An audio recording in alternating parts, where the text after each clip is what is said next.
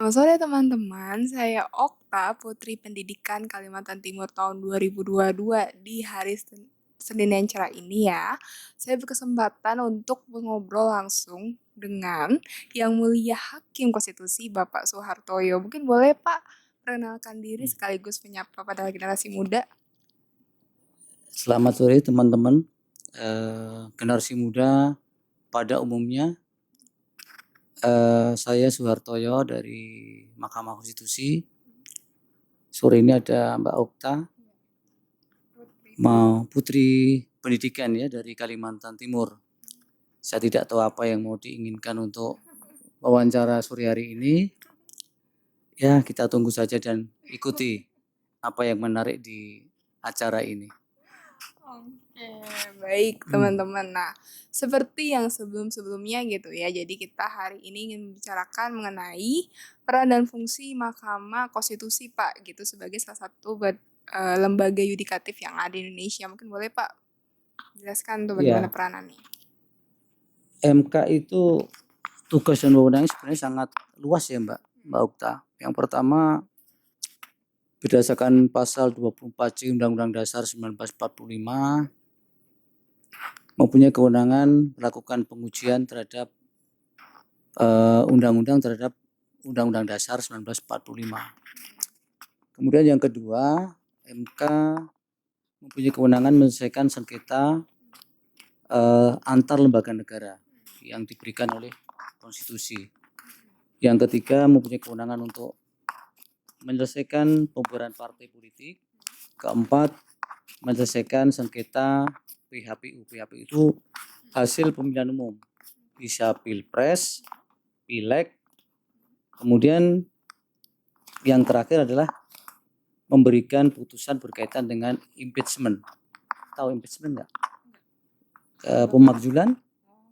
Pemakzulan itu ketika DPR akan memakzulkan presiden dan atau wakil presiden karena diduga telah melakukan pelanggaran hukum atau dianggap tidak layak lagi, tidak mampu lagi menjalankan kewajiban sebagai presiden dan atau wakil presiden. Kemudian kewenangan tambahan yang berikutnya adalah menyelesaikan sengketa pilkada. Apalagi? Nah, berikutnya mungkin sama-sama depan ini Pak. Nah, mungkin ada perbedaan terkait dengan Mahkamah Agung dengan Mahkamah Konstitusi yang tadi Pak. Iya. Mahkamah Agung kan sama-sama pelaku kekuasaan kehakiman, Mbak. Yang diatur di pasal 24 Undang-Undang Dasar 1945. Hanya yang membedakan adalah Mahkamah Agung menjalankan fungsi kewenangan sebagai badan peradilan kasasi dan melakukan pengujian peraturan perundang-undangan di bawah undang-undang, Pak. Jadi kalau ada peraturan undang-undang, peraturan perundang-undangan di bawah undang-undang yang bertentangan dengan peraturan yang lebih tinggi, maka pengujiannya di Mahkamah Agung, Pak. Tapi kalau levelnya level undang-undang bertentangan dengan konstitusi, maka pengujiannya di Mahkamah Konstitusi. Perbedaan esensialnya dengan Mahkamah Agung seperti itu. Nah, kemudian Pak, bagaimana pandangan Bapak terkait pemilu tahun 2024 secara umum ya dan garis besar? Pemilu 2024 kan sudah teragendakan sesuai dengan perintah konstitusi kan ya Mbak. Jadi kalau MK itu sisi keterlibatannya di pemilu nanti ketika ada sengketa yang salah satu kewenangan MK tadi mengadili kalau hasil pemilu baik pilpres, pileg itu ada sengketa. Sengketa dari hasil penghitungan suara yang ditetapkan oleh KPU. Nah tentunya dalam perspektif itu ya MK saya kira selalu mempersiapkan baik dengan peraturan-peraturan hukum acara persidangannya maupun kemudian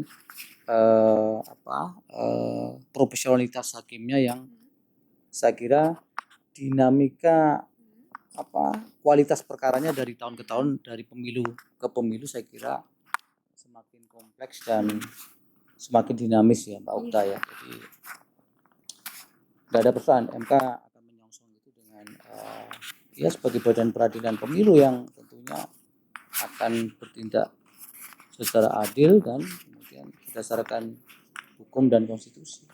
Oke, baik Pak. Jadi yang terakhir mungkin ya, kalau misalnya generasi muda nih ingin mengikuti jejak karirnya Bapak sebagai hakim iya. konstitusi, ada pesan-pesannya Pak untuk generasi muda di luar sana? Kalau sebagai hakim MK, hakim MA kan itu panggilan dari awal ya, karena itu tidak boleh datang secara tiba-tiba kan Pak. Harus dari setelah pendidikan menengah mengambil jurusan Fakultas Hukum.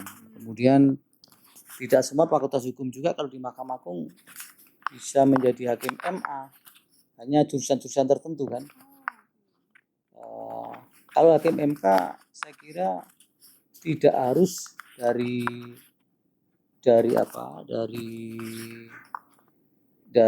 hakim. Kalau saya kan dari hakim Pak, dari Mahkamah Agung saya. Bisa dari akademisi, bisa dari aktivis atau lain-lainnya yang memang kemudian memenuhi syarat yang ditentukan oleh undang-undang bisa masuk menjadi hakim MK.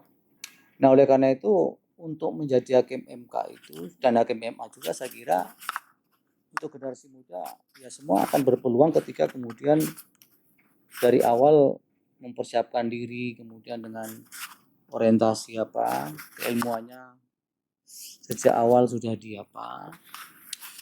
dikembangkan, apalagi berkaitan dengan hakim itu kan di samping menjalankan kekuasaan kehakiman juga ada persoalan integritas ya. Meskipun integritas itu di mana-mana juga harga mati sih Mbak, tapi saya kira untuk hakim itu adalah syarat yang absolut dan fundamental ya.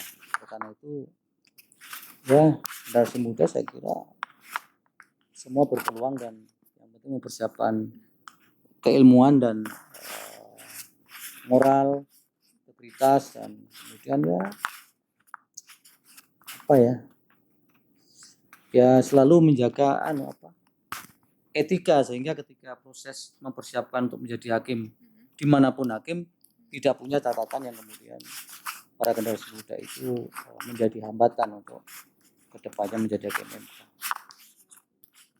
Oke, baik teman-teman. Jadi kalau misalnya kalian mau jadi melanjutkan gitu ya karir sebagai hakim konstitusi maupun hakim agung, itu boleh difikirkan nih dari sekarang gitu ya. Bagian untuk ilmuannya apa, terus juga jangan lupa integritas juga paling penting gitu ya.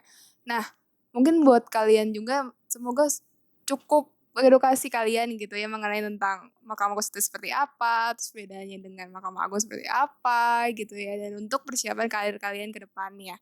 Oke, sekian dari kami langsung dari Mahkamah Konstitusi Jakarta. Terima kasih, sampai bertemu di kesempatan selanjutnya.